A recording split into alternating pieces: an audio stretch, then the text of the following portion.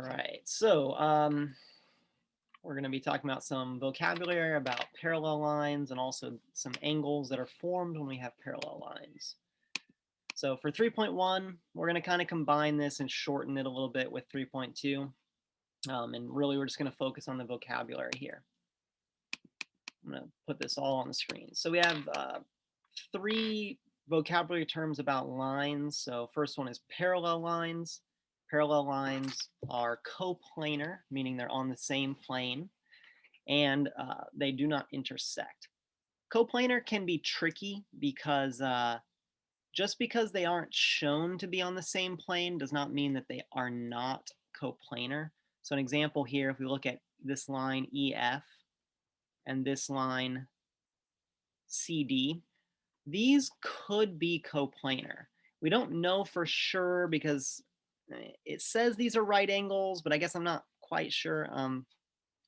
There could be a plane that we could draw that was kind of slanted and cutting through that could include both of those lines. So they could be considered parallel if this is like a cube or something.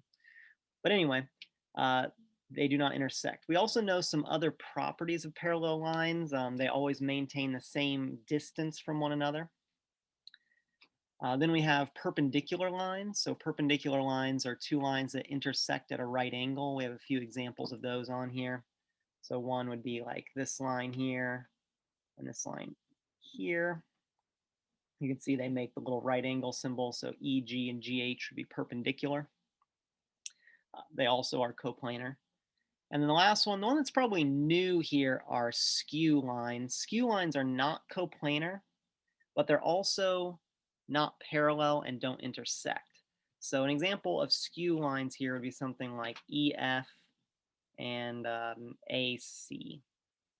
Because this picture is actually sort of three-dimensional, it's in perspective, you can see that there is some kind of distance between these. They aren't parallel, they don't follow the same path, maintaining that equal distancing to each other, and they're not on the same plane, but they also don't intersect. A lot of people will describe parallel lines as just two lines that don't intersect. That's not really specific enough in geometry. We also need to know whether they're on the same plane or not. If they're not on the same plane, they might be skew lines rather than parallel. All right, that was just some quick vocabulary there. We also have some more terms about some angles. Oh, sorry, forgot about this. Parallel planes. Two planes can be considered parallel if they don't intersect each other. Now that can be tricky because planes do, even though we only draw a certain part of a plane, like we outline it with some sort of a figure, like a polygon of some sort, a rectangle or square or something. Remember, they do extend forever. And so at some point, most planes would touch each other and cross and create a line of intersection. But, you know, we have some planes here like this square in the front and this square in the back, which look like they might be parallel to one another. They maintain that equal distance between themselves at all times. And yeah, they're talking about ABE. So this plane on top is parallel. That symbol right there with two lines drawn next to each other up and down, that's the symbol for parallel. You can see it right here. And perpendicular is right here. It's like a T, an upside down T. So that's parallel to this plane down here, CDG. It's the bottom one. Okay. Some more vocabulary terms. All right, so I'm going to go ahead and put these up, put this all up here. So some more vocabulary terms that we have are this thing called a transversal. So if we have two lines that usually are parallel, usually when we're using this vocabulary, we're talking about two lines here and here that are parallel to each other. Now in our picture, they don't look parallel, but they really should be for this. The line that crosses both of them is called the transversal. That's just a term we give it. It crosses both of them. We call it the transversal. Again, for our purposes, a lot of times we are going to assume that these two lines are parallel for us to use the language we're gonna be doing. Another symbol for parallel that you'll see are little arrows on the line. That's another way in a picture we can denote two things being parallel. Or we might see in words something like this, that R is parallel to S. So either one of these can help us know that we have parallel lines or not. I want you to look at the drawing here and see how when we have these two lines that get crossed by a transversal, like we see here, it creates an interior, which is in between the two lines, and an exterior, which is outside of the two lines. We're going to use that with some of the vocabulary terms that we talk about in a minute, whether they lie in the interior or in the exterior. We want to be able to identify that. But basic idea, transversal is going to cross two, usually parallel lines. Maybe I can, there we go. All right, so some more vocabulary terms. Again, I'm going quickly. This is all up on the Google Classroom. I just want to make sure we get a chance to kind of work with these ideas too. So first vocabulary word about angles is something called corresponding angles. So I like to say that corresponding angles are in the same position. If you kind of look at these two groupings of 4 angles that get created, here's our 2 groupings of angles. We have angle 1, 2, 3, 4 on top, and angle 5, 6, 7, 8 on the bottom. These are my 2 groupings. Corresponding angles would be the ones that are in the same position. So 1 and 5 would be corresponding. 2 and 6 would be corresponding. 3 and 7 would be corresponding. And 4 and 8 would be corresponding.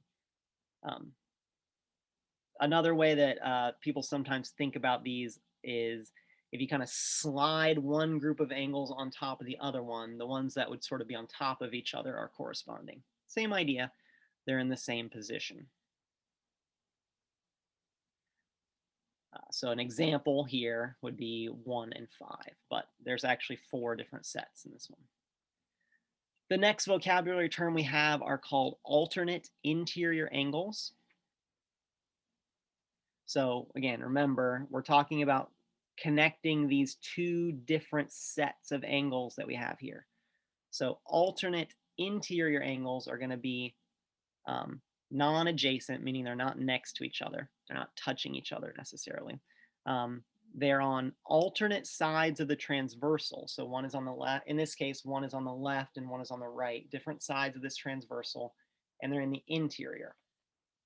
So you can see like angle 3 and angle 6 might be an example of an alternate interior pair, 3 and 6.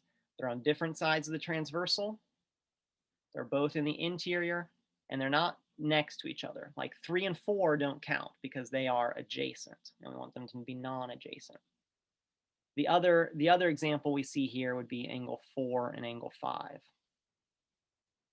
4 and 5, they're on different sides of the transversal, and they're both in that interior part.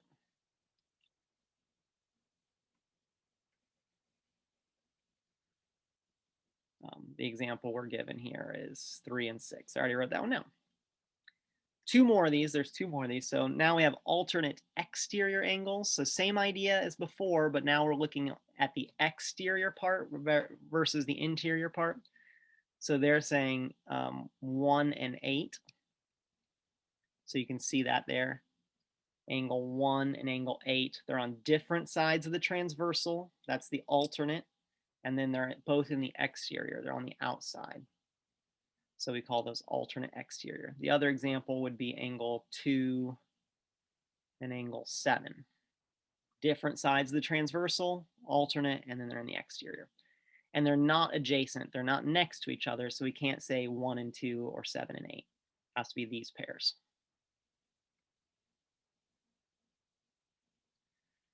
All right, and then the last vocabulary term we need here for today, before we start working with this, are same side interior angles.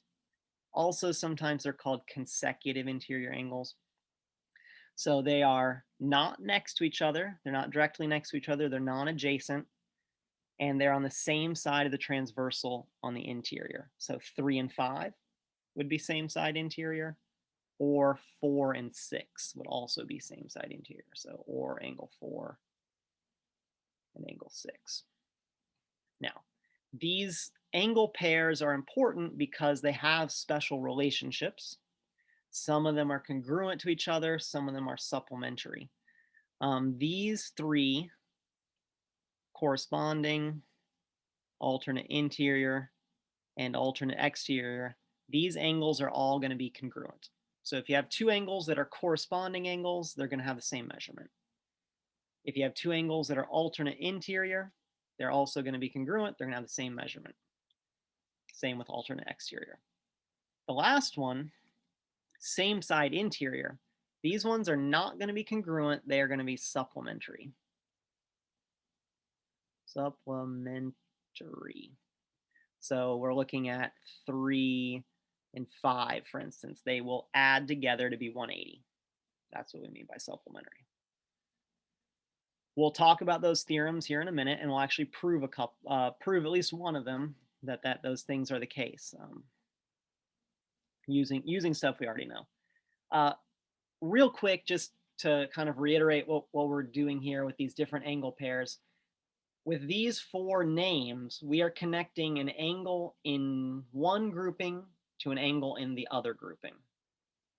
They don't have any other thing in common except for the fact that we have like parallel lines here. So you're connecting an angle in one group to an angle in another group. So 1 and 5 are corresponding, or 4 and 5 are alternate interior, or 4 and 6 are same side interior. We already have names if they're in the same grouping, right? If we just look at a single grouping here, and we're looking at like, I'll number these here. If we look at the top, we're looking at 1, 2, 3, and 4. We already have some names for these angles as pairs, right? We already know that angle 1 and 2, for instance, would be a linear pair. Or we know that angle 2 and 3 would be vertical angles. Or 3 and 4 would be a linear pair. We already have names if they're in the same grouping. So what we're doing with these is we're saying from one grouping of angles to another grouping of angles. We have a relationship between those as well. So that's a little different, a little bit different than we've talked about before. I'm going to clear this stuff off. All right, so that's it for the vocabulary terms. We're going to talk about some theorems that those have that I've already sort of previewed, and how we can use the stuff we already know to actually prove them. But we actually need one thing first. So again, we're going to talk about the theorems about those angle pairs that we just discussed. So here we have the first one, and it's actually not a theorem, it's a postulate. Postulate means that we have to accept this thing to be true without actually proving it. So this one is a postulate. So the relationship between corresponding angles is that they are congruent. So you can read the theorem here. It says, if two parallel lines are cut by a transversal, then the pairs of corresponding angles are congruent. It's really just saying corresponding angles are congruent. So here we have our parallel lines, P and Q. You can see these two lines, they're marked as being parallel. That's what these little arrows show us. And they're cut by this transversal, T. T is a transversal here. It's crossing the two parallel lines. And it creates a bunch of corresponding angles, like 1 and 3. That's one set of corresponding angles. Or 5 and 7. That's another set of corresponding angles, right? All of these are corresponding angles. And the theorem says that these corresponding angles are going to be congruent to each other. Or sorry, it's not a theorem, this postulate. It's true, it sort of makes sense to us. I mean, just based on our understanding of parallel, this kind of makes sense. If you have two lines that are parallel to each other like this, and you draw a line across them, so let me just make it in red. Let's say we draw a line across them at sort of this angle. Well, if you kind of think about the way this transversal here, the red one, is crossing these parallel lines, it's got to be true that if it crosses one at a certain angle, it's also going to cross the other one at the same angle, because those two lines happen to be parallel to each other. So the angle that gets created here has to be matched down here, right? And those are corresponding. Those are in the same position. It's just something we have to accept to be true without proof.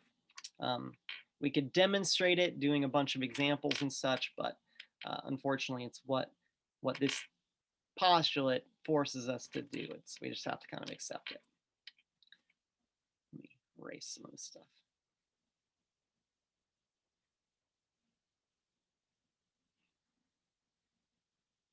So this postulate is how we can prove all of those other theorems. So once we accept this one to be true, we can use it to prove the other ones. So all the other relationships actually do have a proof that's based on this. And we will look at it. We're going to prove the other one of the other theorems here. We won't spend a bunch of time proving them because that's not really the point of this. We'll prove some of the other ones later on. So here is the alternate interior angles theorem. It says that alternate interior angles are congruent to each other. So angle 1 is congruent to angle 3. Angle 2 is congruent to angle 4. So if you have alternate interior angles, you know they're going to be congruent to one another, and we will prove this one here. So let's look at what a proof looks like for it. I'm actually going to try not to mess that up. I already did. Okay, so we are given that we have parallel lines, L and M. These two lines are parallel to each other. So I can make some markings to help myself remember that. These are parallel.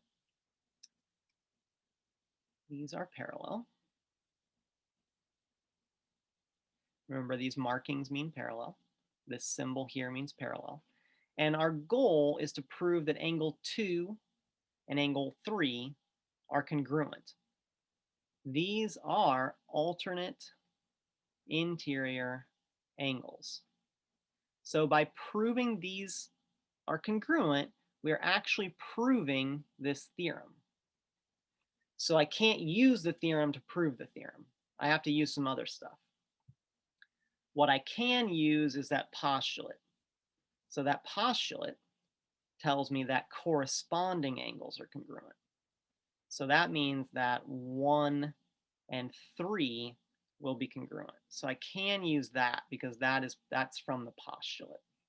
So I'm going to start writing this proof. So I know that L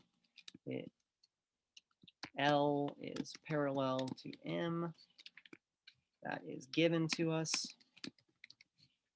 I also know that angle 1 is equal to or congruent to angle 3.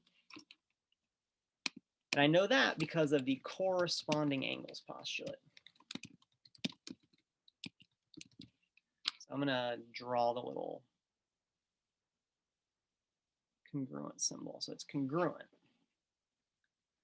Another thing that I notice here in my picture is actually that angle 1 and 2 are congruent as well, because those are called vertical angles.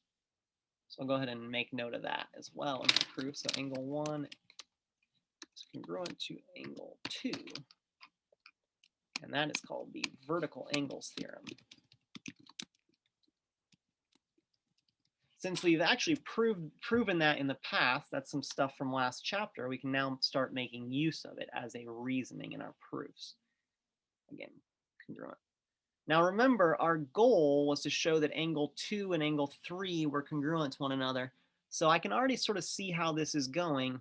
Since angle 2 is congruent to angle 1, and angle 1 is congruent to angle 3, we can say by the transitive property that angle 2 would be congruent to angle 3. And that would be the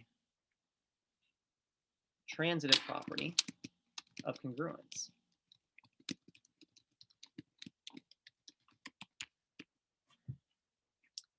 Not a very complicated proof. We had our statements over here.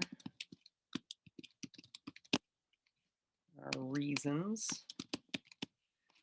Notice that we only used in our reasoning stuff that we already knew from the previous chapter, right? We used the transitive property, we used the vertical angles theorem, and we also had to make use of this new thing right here, the corresponding angles postulate. All of the theorems that we look at later on are all going to be based on this postulate. So if we can show this, if we can accept this postulate to be true, then we can prove all the other things based on it. That's kind of the way it worked in the past as well, right? We had to use all those postulates like the segment addition postulate and the angle addition postulate and the properties of equality to prove other things. So we're going to have to kind of do the same thing here with this other postulate, kind of accept it to be true and just kind of use it. All right, I'm going to clear that and just kind of talk about the last two theorems here and try to summarize things. All right, so our last two theorems are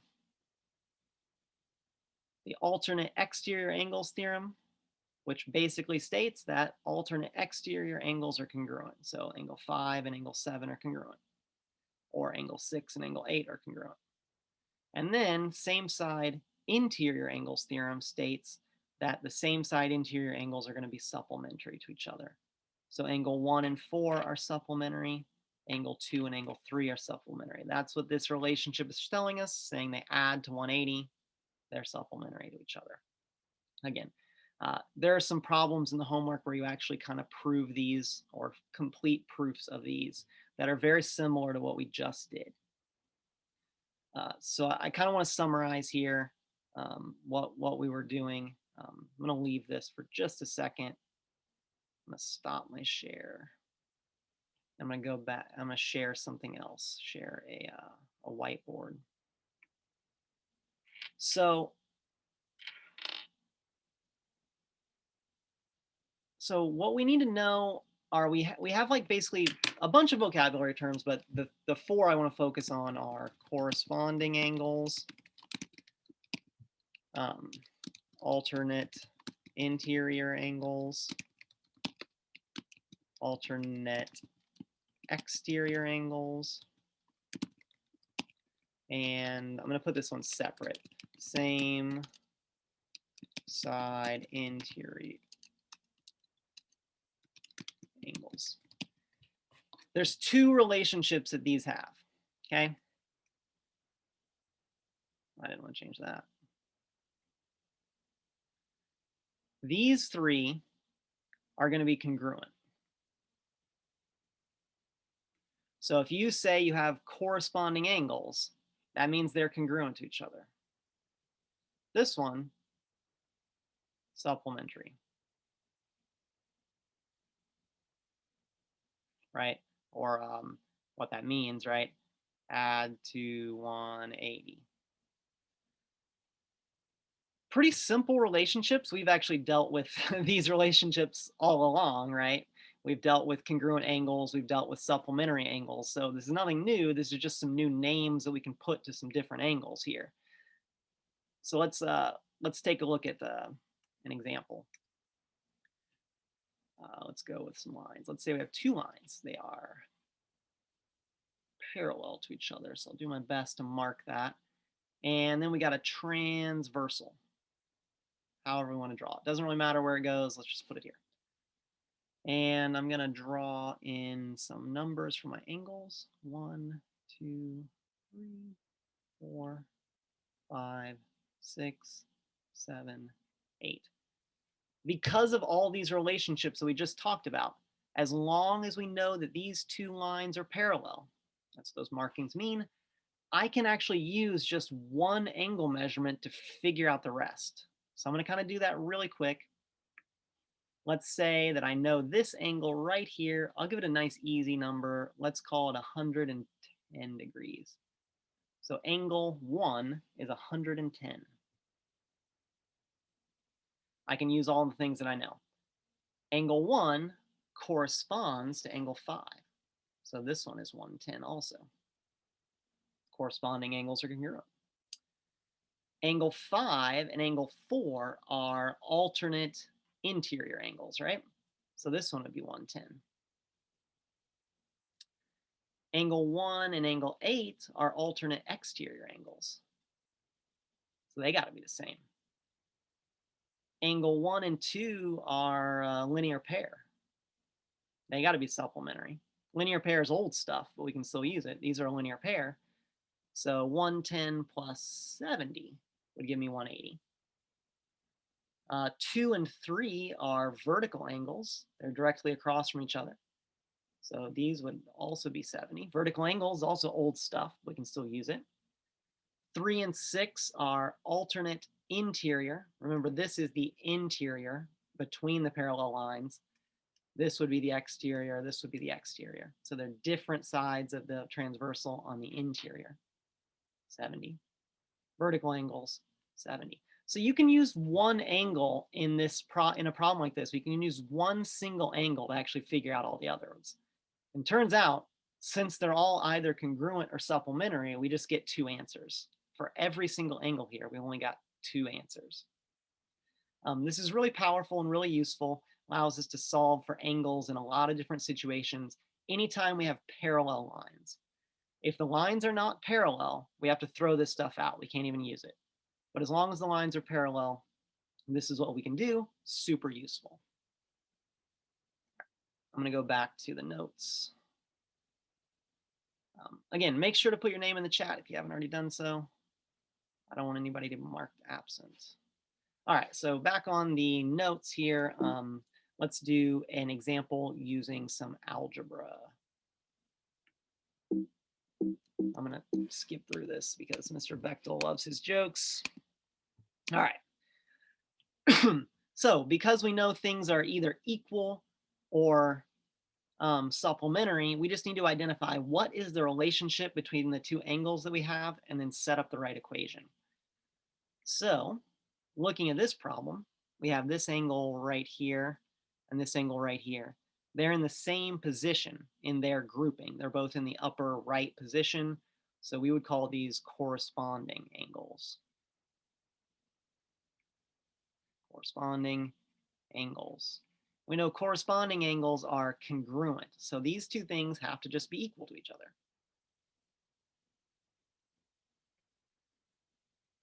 So there we go. If they're congruent, they're going to be equal. Obviously, we can solve this equation. I'm not going to spend a bunch of time solving a linear equation. In this case, the question only asks us to solve for x. So whatever we get here, we end up getting x is 75. But whatever we get here, we could use to actually figure out angles in this problem if we needed to.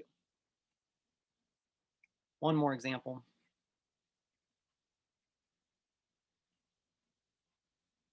Just real quick, just so that we have the time. Another situation, again, we have parallel lines here. These two lines are parallel.